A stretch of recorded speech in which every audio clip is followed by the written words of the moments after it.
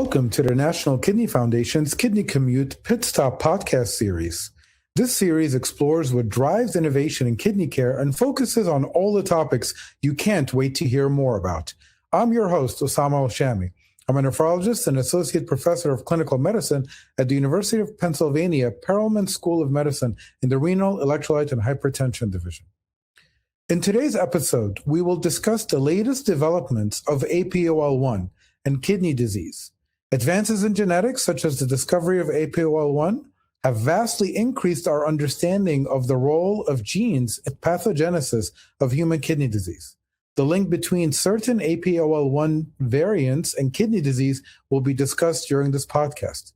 Genetic testing for potential risks of APOL1 mediated kidney disease, or AMKD, will also be addressed. This episode is supported by Vertex Pharmaceuticals. I'm going to pass it over to my guests to introduce themselves. Thank you so much for the invitation to participate today. My name is Meyeon Park. I am a nephrologist at the University of California, San Francisco.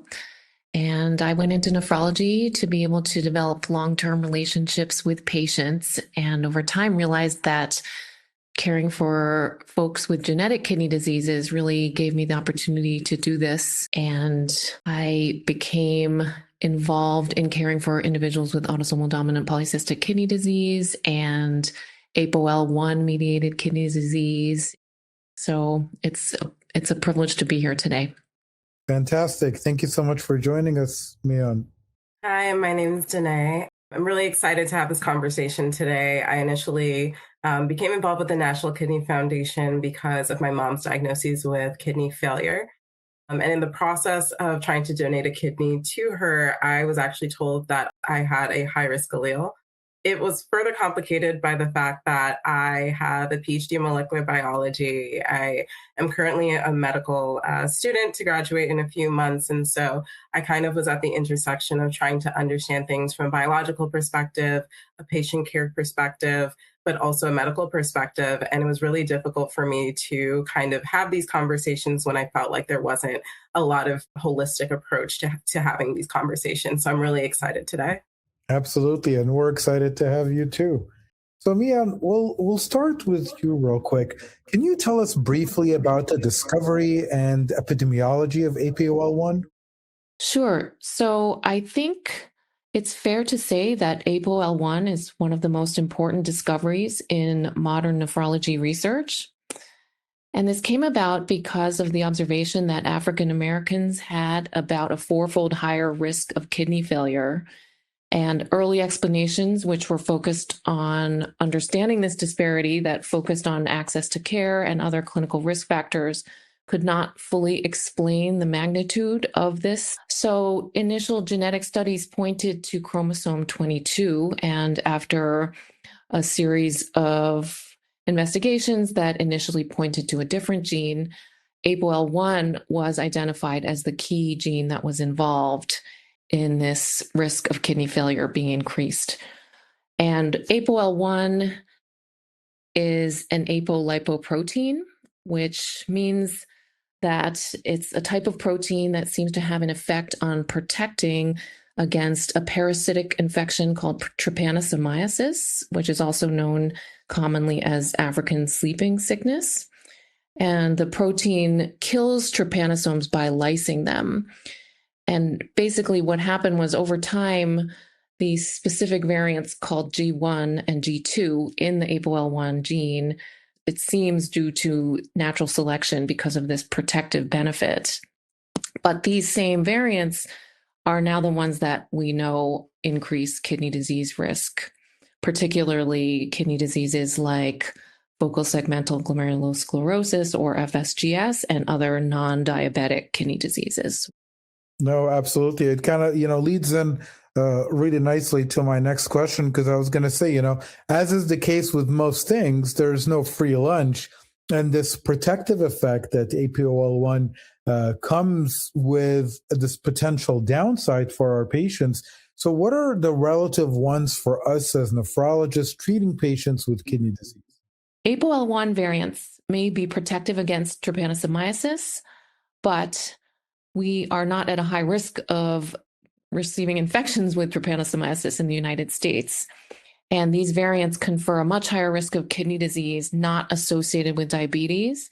And so what this means for our patients is to really be on the lookout for conditions like so-called hypertension associated kidney disease. Also, as I mentioned before, focal segmental glomerulosclerosis, which is a mouthful, but FSGS with heavy proteinuria, and other kidney diseases associated with viral illnesses or sickle cell related kidney disease. We know that these are associated with greater risk of kidney failure in the presence of APOL1 variants.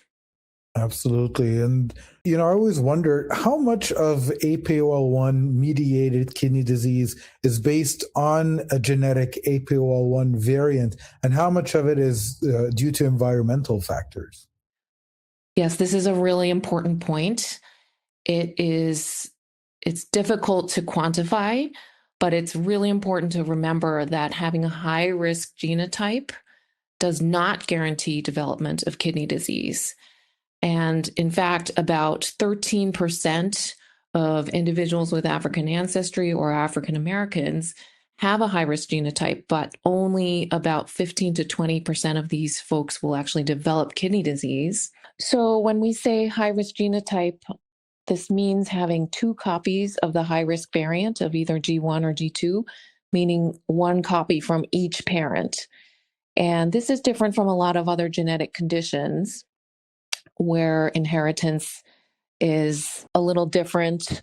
And for example, in autosomal dominant conditions where only 1 copy of the variant is needed to manifest disease, but even other autosomal recessive conditions where 2 copies is sufficient to manifest disease. And the reason for this is we think there might be a so-called second hit that is really responsible for triggering the disease in individuals who are susceptible as a result of their genotype. And some examples of second hits include viral infections, which can occur from a virus such as HIV, COVID, or sometimes after transplant, we see issues from viruses that affect primarily people who have kidney transplants and are immunosuppressed. And there are also drugs called interferons, which can cause a second hit and cause disease to be manifest. So I think it's definitely fair to say that while genetic variants increase the risk of kidney disease, it does not always guarantee it by any stretch in this condition. So I think this is an important point to make. And just as a little side note asterisk to make things more complicated, there is a relatively newly discovered genetic variant that is actually found to be protective against the effects of an APOL1 G2 high-risk variant. So, the story is actually evolving and getting even more complicated, and I think we'll continue to learn more about this condition in coming years. That's very interesting. And Denay, when did you first hear about APOL1? Absolutely. So I first heard about APOL1 my second year of medical school, and it had nothing to do with the medical school classroom. It actually had to do with a real life experience. So my mother suffers with chronic kidney failure. She had lost both of her kidneys when she was about my age. And so I went to see if I could donate a kidney to her at the end of, funny enough, a nephrology exam in medical school. I ran upstairs. I went to my locker. I got my phone and there was a voicemail on my phone saying, "Hi, Denay. Looks like you have 2 copies of a high-risk allele. You can't donate to your mom." And that was pretty much it. I called back. I said, "What does this mean? Am I going to get kidney disease?"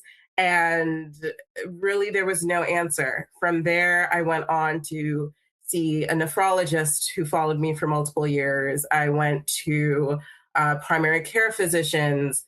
And I think for me, especially being an MD PhD was really hard because I saw so many cart before the horse type of methods of having to try to provide patient care without a full understanding of mechanism or full understanding of the impact that this had on patients. And so that's unfortunately how I first came to be introduced to APOL1. Since then, I've spoken in a lot of different settings about the impact that this potentially has on people of color. I've shared my story in various different forums. And I would love to get some clarity, in terms of, I hear this is such a big, impactful gene, but when we actually look at the numbers, you also see that the relative risk that patients have of developing kidney disease is often reported over the absolute risk. And for those who don't know much about what that difference means, it means that oftentimes people that report a difference will say, well, this is your risk of having this as compared to someone who doesn't. And for some people, that might sound like it matters for you, but there's an aspect where you don't want to know about your risk on a population level compared to another population. You want to know about, am I going to get kidney disease? And that kind of goes along with some of the things that we've talked about, that it's not a guarantee that you develop kidney disease.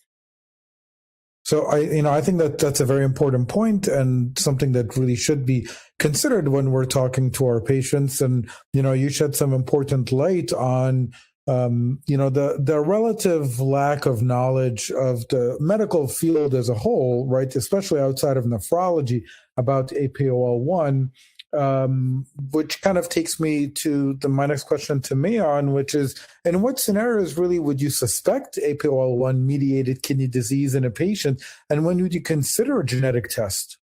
I think that one rationale that is very motivating to me to accurately give genotypes to individuals is the opportunity to potentially qualify for a clinical trial.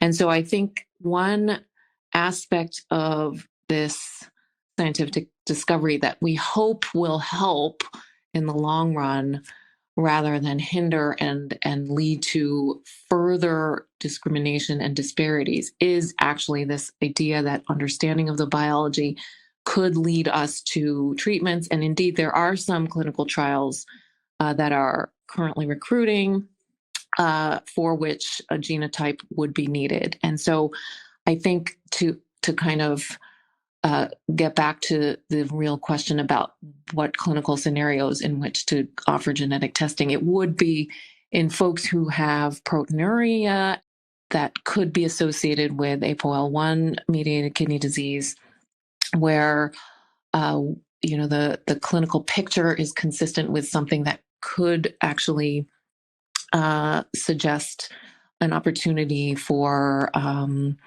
a better diagnosis that would then allow for access to a clinical trial. I think that it is still a challenge in the field of transplant to really understand how best to approach in all domains of living kidney donation. The goal of protecting the donor, is really one of the foremost principles underlying the rationale for the various testing that's offered. No, I mean, absolutely. And it kind of, makes me want to ask you, Denay, how was your experience with the genetic test? How was the conversation that led up to it? And then once you did the genetic test, did it, were there issues with it? How were the results conveyed to you? Yeah, so a little bit kind of like I mentioned before, I was just told over the phone, just over a voicemail. When I tried to get my clinician back to ask what this meant for me, I was told she was really busy with patients, which in that moment was a little funny to me because I was like, well, you just gave me a diagnosis maybe, so I feel like I should also be a patient. And that was relatively it. Eventually, I had ended up actually going to another institution where APOL1 testing was optional, which also kind of underscores the fact that we don't fully understand its impact in the transplant community. And I was seen, once again, I did all of the tests again. I was seen by surgeons and psychiatrists and all of the different people that, you end up having conversations with when you go through these processes. And the nephrologist who came in at the time told me that she wanted me to get this testing done. So, overall, even when it comes to conversations around APOL1, I think not only when it comes to patients, but also when it comes to clinical environments, we really need to take a step back. We really need to try to understand what these different allelic variations mean, how this plays into people who want to give a kidney or have or don't have a phenotype, because as was even discussed previously, having certain mutations within an allelic variation no longer makes it a high risk allele. And so to what degree is even looking for a high risk allele helpful? And I'm really excited about some of the conversations that are coming up. I think the final thing I'll say is that when it comes to this idea of this second hit, I think there's so much interesting information to come there. No, I mean, absolutely a lot to unpack there and reflect on. So, Meyeon, so let's say a patient gets the genetic test, and once they have a positive APOL1 genetic variant result, how should the results be presented then to the patient and the family? So, in terms of communicating test results, I think it is really important to discuss the results in an overall health context and to be very deliberate and not very dismissive, as unfortunately was the experience for you, Denay. I mean, I think that is just, imagine delivering news like that about any diagnosis. It's just totally incomprehensible. So I think it's important to be in the context of an encounter or a clinical encounter in which one can actually first discuss the results appropriately as a first step. And I think that it is challenging given what we've already discussed about the fact that the variants do not immediately translate to automatically progressing to kidney failure, exactly as you've mentioned. But in some cases, again, to be optimistic, I think the information from a genetic test can actually potentially be a relief in some ways if it can explain some degree of the kidney phenotype, or, for example, in some individuals who have had high blood pressure and this diagnosis of so-called hypertension associated kidney disease, where I've seen a lot of terrible designations of saying that a patient has not been taking their medications and hasn't been managing their blood pressures, and basically blaming the patient for having consequences of high blood pressure, when that is not the case at all. And in fact, there is an underlying biological explanation, such as this 2-variant APOL1 mediated kidney disease. And I have had positive experiences in giving information from the genetic test in this way, which I think can be a favorable outcome from going through this experience. And I think that in that context, when folks have had trouble with kidney disease affecting their family, and many different relatives are affected. I mean, it's a terrible story that we hear, where people's families experience kidney disease in many different generations, and across generations. And I think in those situations, it could be helpful for the younger generation to potentially understand that they're at risk and take steps to try to be as proactive as possible in managing those risks. That's my general position on kind of how to communicate test results. I guess, we don't have enough time to go through all the nuances of really the discussion of pros and cons of actually even offering the test in the first place. But I think I would just take the approach of really any genetic test that's offered, where you really have to go through what our understanding of the test results would be before receiving consent from a patient to administer the test. No, absolutely. I think that part is important. It's something we'll ask Denay about in just a second. But first, before we get to Denay, once the testing is done, how might the results really influence the management of the patient's disease? And are there any emerging APOL1 targeted therapies in development at this time? I do think that APOL1 status may soon be clinically actionable. I am quite optimistic that with the intense dedication of scientists and researchers and drug development companies, there will be a successful therapy that comes along. I understand the hesitation about the leap of faith required to enroll in any clinical trial, let alone one in which the mechanism of action of the investigational product might not be 100% explained and understood. But I think with the current understanding of the biology, there are a few different mechanisms and approaches that are being taken that have strong scientific rationale. And there are a few different trials in development, one of which is in a phase 2-3 study in inaxaplin. That's a small molecule targeting the APOL1 channel defect. There are some other small molecules that might be coming along the pipeline soon and are actually also enrolling in phase 2 antisense oligonucleotide studies, JAK inhibitors targeting interferon pathways. So I think it is a potentially promising pipeline. I think that there could be an entire podcast about clinical trials and the challenges and opportunities therein. But I do want to remain optimistic and hope that the genotype could lead to currently enrollment in trials and eventually a clinically actionable situation for patients and their families. Thank you very much for that. Throughout our discussion today, Denay,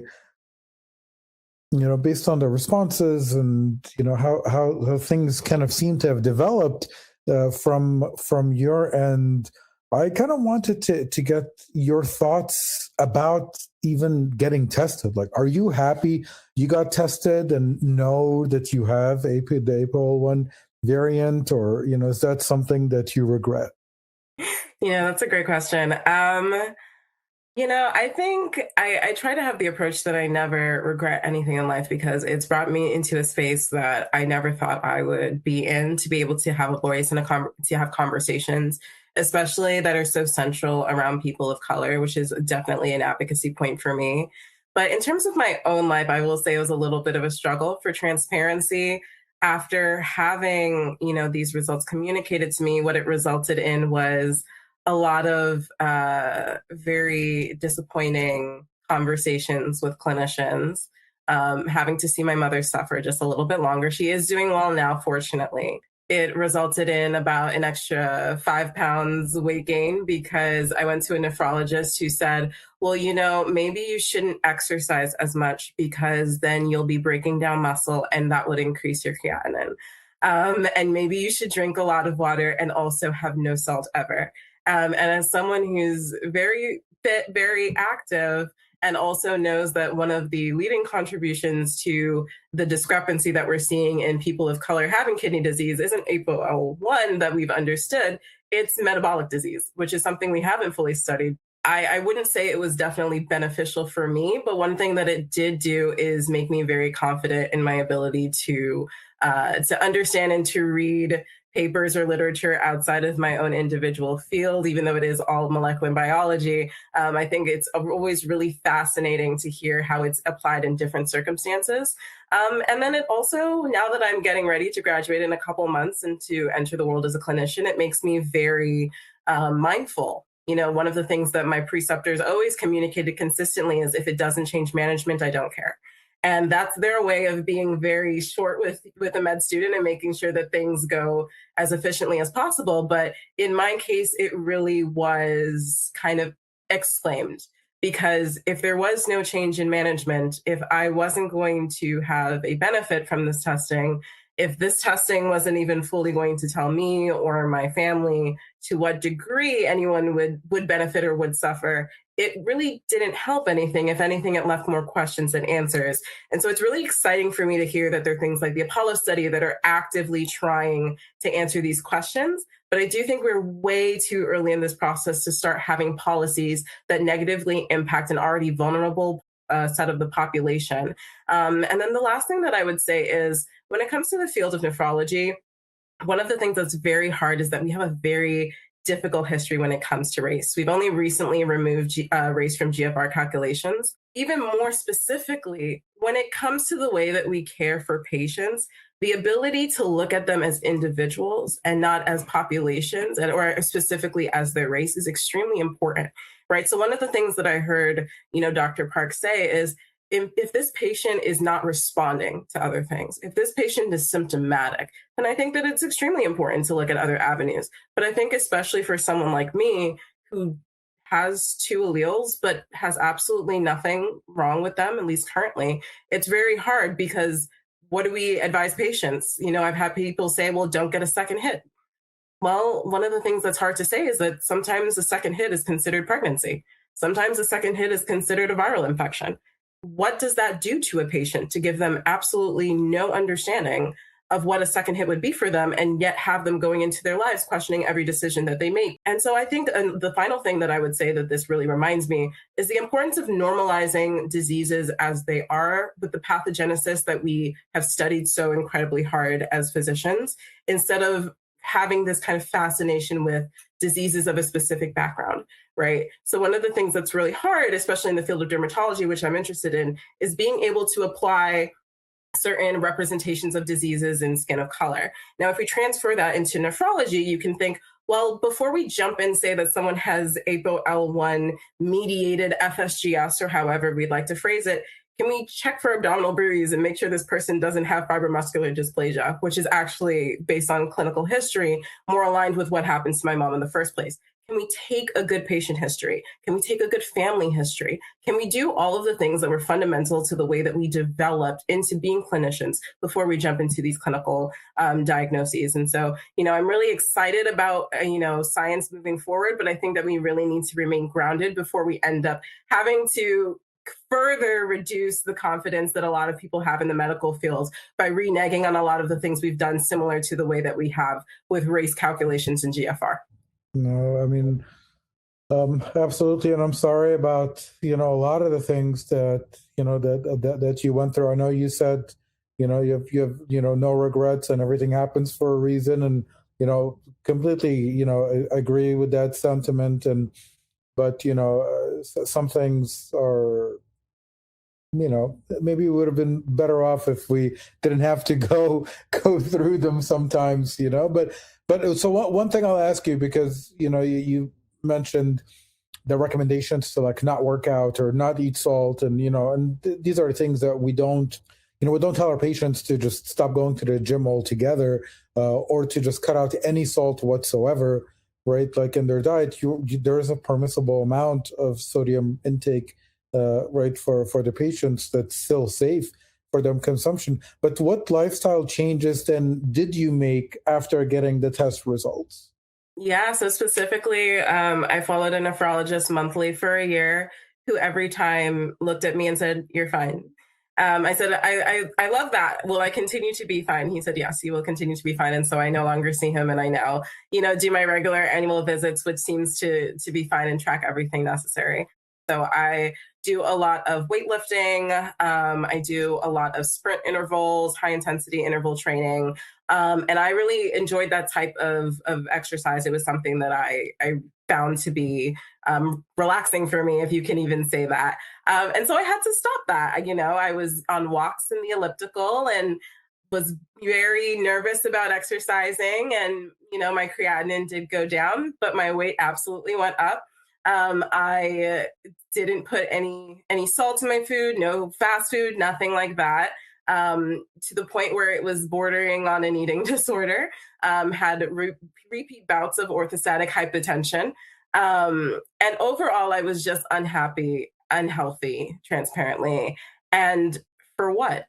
And so I think one of the things that I had realized during that process or that experimental process is, I'm going to work out anyway and I'm going to see what happens, right? And so you do an intense workout, your creatinine goes up.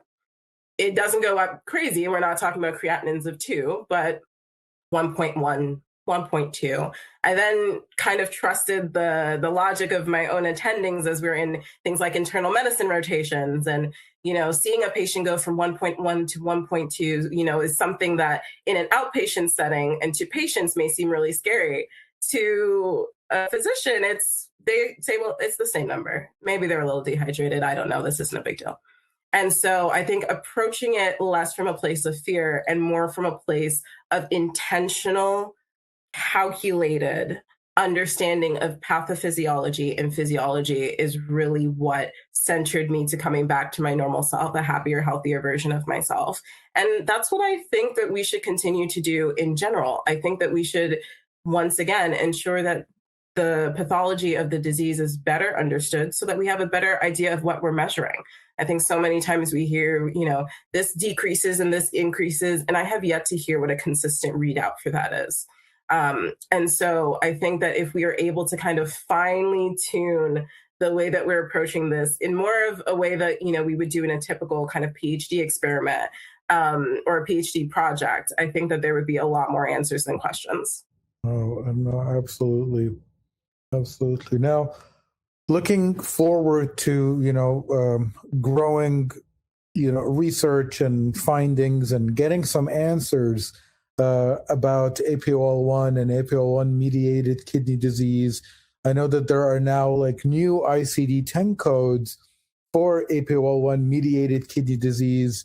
Meyeon, what, in your opinion, is the significance of this, and how can the application of new codes help us to improve the diagnosis process? Yeah, so I think it's great that ICD-10 codes will help to give some recognition to APOL1 mediated kidney disease and potentially improve tracking of this diagnosis. But we have to be really careful about using this really cautiously because it has to be done with true verification of having 2 variants in a genotype and an appropriate corresponding phenotype, because otherwise it may lead to confusion or inaccurate diagnosis or misdiagnosis. On the other hand, having this appear on a list of diagnoses or an after visit summary could in some ways help to raise awareness among patients and their family members. But in any case, all administrative data do have limitations, and it's important to keep this in mind as we conduct clinical research in the future that may rely on these diagnosis codes under the ICD-10 system. No, absolutely. I think that is key, because we also don't want to be in a situation where we're now tagging on APOL1 mediated kidney disease to our patients' charts if it's not verified, because of the implications that could have to our patients long term, and especially, when they're dealing with other providers and even something like life insurance, right? When you're applying and then they see on your chart that you have APOL1 mediated kidney disease, they're not going to have that same nuanced approach and detailed approach that someone who's an expert in the field will have, right? But they'll take it as a red flag that would, be associated with an increase in premiums or refusals or, other complications that can affect, our patients and even their ability to donate, like Denay had mentioned. I think for me, this episode really has been really eye-opening. And we know APOL1 has been a significant discovery in the field of genetics and kidney disease.